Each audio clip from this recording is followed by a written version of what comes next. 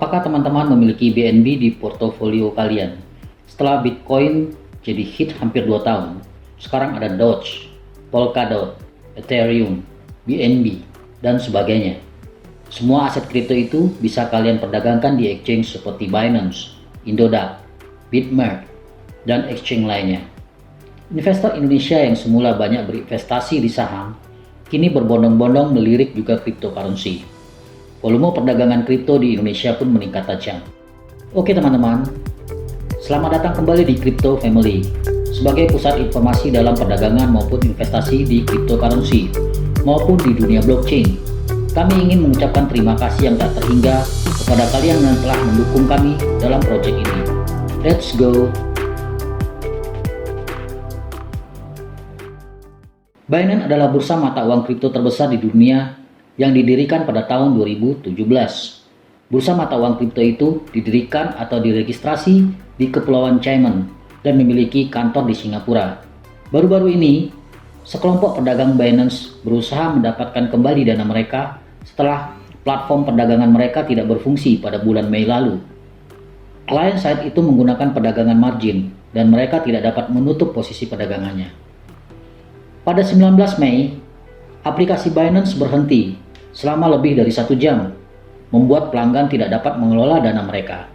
Pengguna ini sekarang sedang menempuh tindakan hukum atas peristiwa tersebut, khususnya klien mereka yang berasal dari Prancis dan Italia. Grup klien dari negara tersebut sedang berusaha untuk melakukan tindakan hukum terhadap Binance. Ratusan orang mengejar tindakan hukum di Prancis dan Italia setelah bursa membeku pada 19 Mei. Anand Singhal melakukan posisi leverage lebih dari $50.000. Ketika Singhal mulai memeriksa harga dan merasakan penurunan yang tajam, dia mencoba keluar dari posisinya.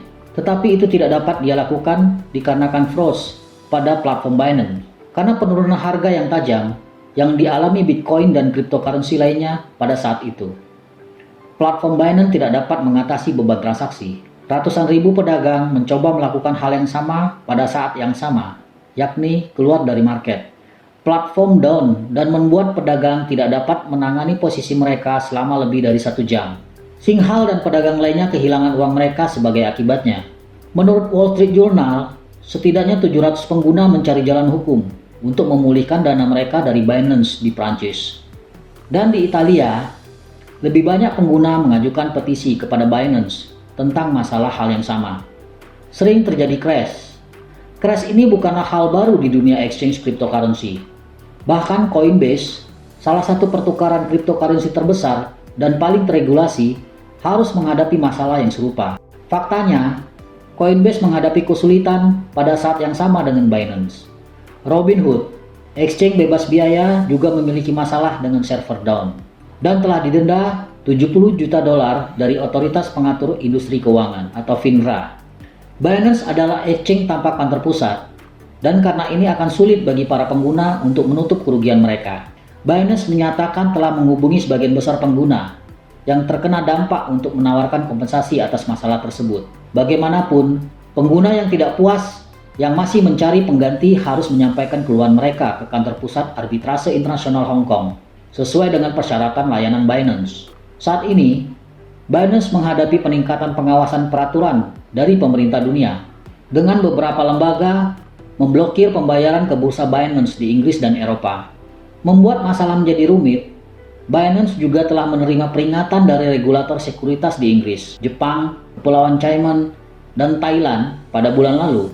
Guys, apa pelajaran yang bisa kita ambil dari informasi atau kejadian di atas? Pertama, kita sebagai trader ataupun investor harus berhati-hati dalam memilih exchange. Carilah exchange yang memiliki regulasi pemerintah setempat. Kedua, perdagangan margin merupakan perdagangan derivatif yang memiliki risiko tinggi, bahkan mengakibatkan kehilangan keseluruhan dana kalian. Ketiga, jika kalian menggunakan perdagangan leverage, manajemen risiko adalah hal mutlak. Demikianlah informasi dari Crypto Family. Apabila video ini bermanfaat, jangan lupa subscribe, like, and share ke teman-teman kalian agar kalian tidak ketinggalan informasi terbaik dari kami. Thank you.